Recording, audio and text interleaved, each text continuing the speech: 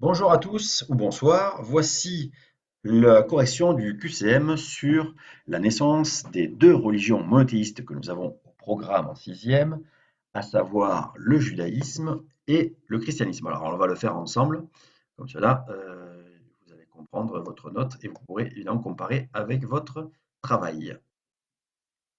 En quelle année ont été découverts les plus anciens manuscrits de la Bible hébraïque?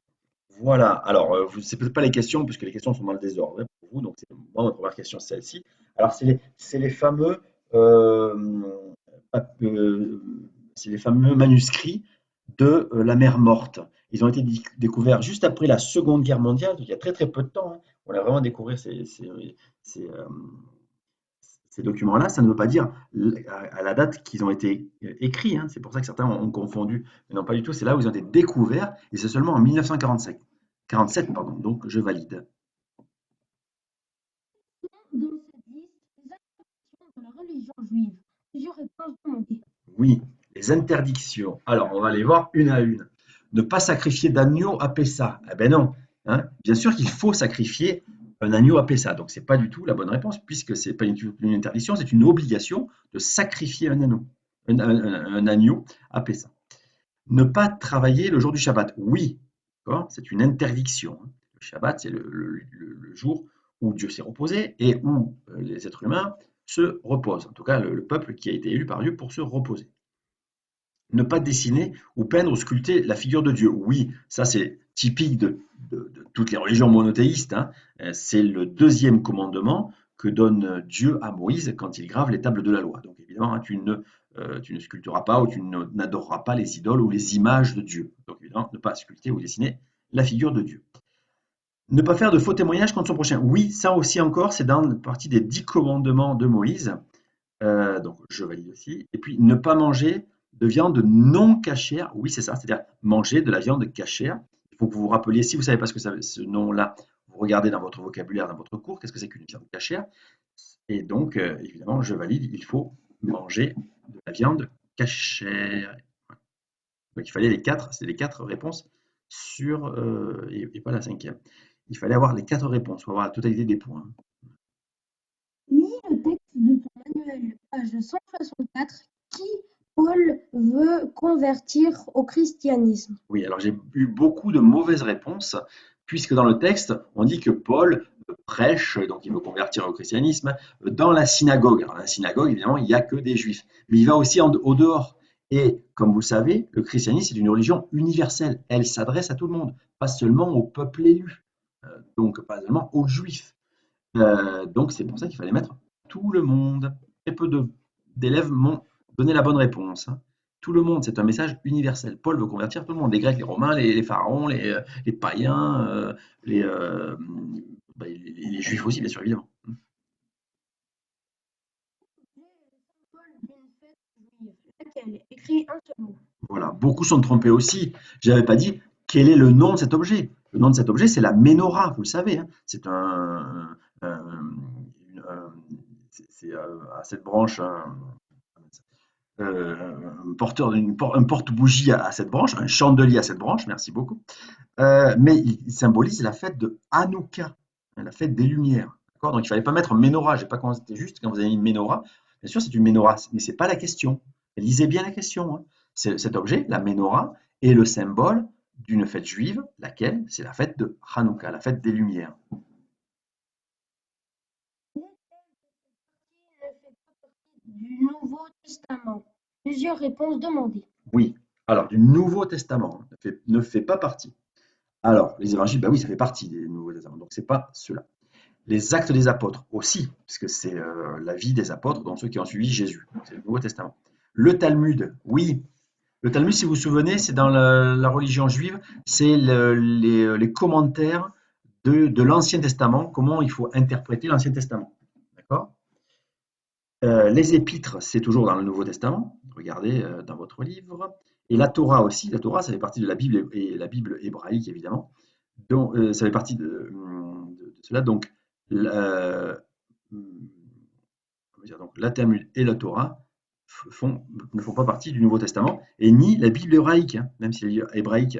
est lue et respectée par les chrétiens, celle-ci fait partie de l'Ancien Testament. D'accord? Donc, les trois étaient les réponses demandées. Oui. Combien y a-t-il d'apôtres? Écrit un seul chiffre. Alors là aussi, j'ai des réponses assez farfelues. 3, j'ai pas compris 3. 4, j'ai compris que vous aviez confondu évangéliste avec apôtre. Mais tous les apôtres ne sont pas des évangélistes, d'accord? Et donc, il y en a beaucoup plus, hein. Il y en a quatre apôtres, hein. Luc, Matthieu, Jean et Marc, qui ont écrit sur la vie de Jésus. Ce sont les évangélistes. Mais il y a beaucoup d'autres apôtres qui n'ont pas écrit, mais qui ont suivi Jésus. Et ils étaient 12, en vérité, ceux qui ont participé à la scène, le dernier repas du Christ. Regarde la carte page 167 de ton manuel. Quelle est la couleur du berceau du christianisme et quel est son nom écrit? Les deux mots sont tirés entre les deux. Voilà. Alors, le berceau, on l'a vu en classe, hein. Donc, le berceau du christianisme, c'est la couleur rouge.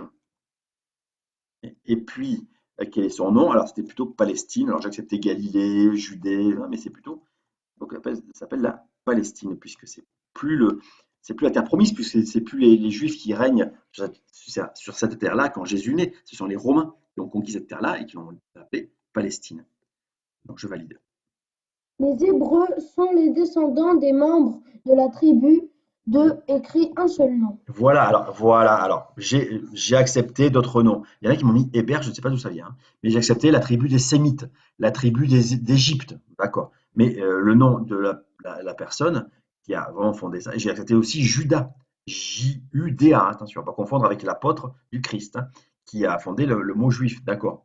Mais Judas, c'est un des fils d'Abraham, d'accord. Donc il fallait remonter jusqu'au premier, hein. C'était Abraham. Abraham, c'est la réponse que je demandais. Je valide. Sous le règne de David, quelle ville devient la capitale du royaume des Hébreux écrit un seul nom? Et oui, ça a donné le royaume d'Israël, et cette capitale s'appelle, à l'époque, hein, Jérusalem. Qui envahit le royaume d'Israël en 722 avant Jésus-Christ? Et voilà, donc après la mort du roi David, il y a ses enfants, ses petits-enfants, ses arrière-petits-enfants qui sont des rois de ce royaume d'Israël, ce petit royaume d'Israël, hein, coincé entre la mer Méditerranée et le désert d'Arabie. Et qui les envahit? Ben, une grande puissance qui vient de l'Est, qui s'appelle les Assyriens. Je valide. Lesquelles de ces propositions concernant l'enseignement de Jésus et la religion chrétienne sont incorrectes? Plusieurs réponses demandées. Voilà, plusieurs réponses sont possibles et demandées pour avoir la totalité des points. Alors, relisez-moi bien 5 fois. Lesquelles de ces propositions sont incorrectes, pas correctes? Donc, alors, dans la religion chrétienne, pas la religion juive. Alors, dans la religion chrétienne, est-ce que l'on pratique la circoncision pour les enfants qui symbolise l'entrée dans la religion? Bien sûr que non. Est-ce que les chrétiens mangent cachère? Bien sûr que non. Donc, on peut valider ça, c'est incorrect. Là aussi, c'est incorrect. Seuls les juifs peuvent se convertir à la religion chrétienne? Bien sûr que non. Tout le monde qui peut se convertir, on l'a vu avec Paul, hein. Les Grecs, les Romains, les païens. Enfin.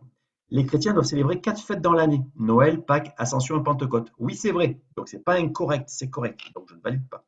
Les fidèles doivent se reposer le jour du Shabbat. Non, chez les chrétiens, on se repose le jour du dimanche, pas le Shabbat. C'est dans la religion juive. Donc, je valide ces 4 réponses. Selon les chrétiens, quand Jésus aura-t-il ressuscité après sa mort? Oui, aurait-il, hein, conditionnel, puisqu'évidemment, on n'est plus dans l'histoire, on est dans la croyance de la résurrection. Alors, les enfants.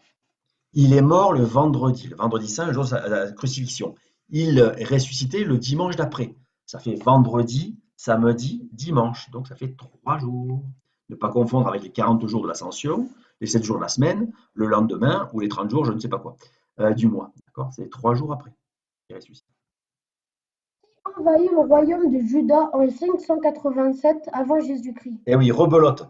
200 ans après l'invasion des Assyriens dans le royaume d'Israël, les Juifs sont revenus, ils ont eu le temps de revenir quand même, on les a libérés et de reconstruire un royaume qui s'appelle plus le royaume d'Israël, il s'appelle le royaume de Juda, mais il est pareil, il a à peu près les mêmes frontières, un petit royaume et qui survit, mais il survit pas longtemps puisque les Babyloniens, avec son fameux roi Nabuchodonosor, hein, son énorme roi, son puissant, les Babyloniens, la capitale de Babylone, hein, aujourd'hui l'actuel Bagdad, c'est un royaume très important qui règne sur des terres de la Mésopotamie, du croissant fertile, donc un royaume très riche en agriculture et donc très riche économiquement, puisqu'à l'époque la base de la richesse c'est l'agriculture. Eh bien, les Babyloniens, avec son roi, va envahir le petit royaume de Juda et hop, il va mettre en esclavage les Juifs et il va les amener à Babylone comme esclaves de ses citoyens. Donc, Babyloniens, je valide. Qu'est-ce que la scène? Voilà. Alors, une fête religieuse juive, ben non, pas vraiment. Le dernier repas du Christ, une fête religieuse chrétienne, c'est le dernier repas du Christ, d'accord? Voilà. Je valide.